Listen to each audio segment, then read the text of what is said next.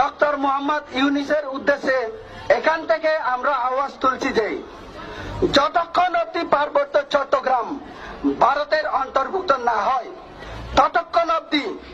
সেনাবাহিনী পার্বত্য অঞ্চল থেকে প্রত্যাহার করতে হবে।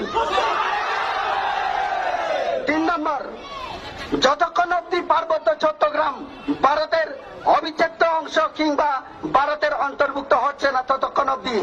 সেখানে সেনা শাসন এবং গণহত্যা বন্ধ করতে হবে, না হলে এই আন্দোলন আমাদের জারি থাকবে। আর সেখানে যারা আমাদের ভাই বোন, আমাদের জাতি ভাই, বাংলাদেশ পার্বত্য চট্টগ্রাম, খাগড়াছড়ি, দীঘিনালা, পানছড়ি পার্বত্য এলাকাতে যত সংখ্যক আমাদের ভাই বন্ধু রয়েছে, আমি ওদের উদ্দেশ্যে আওয়াজ তুলছি এখানে আমাদের আজকের এই পেচারতল থেকে আগামী দিন আপনারা যদি খণ্ডিত না হয়ে একত্র হয়ে যদি আপনারা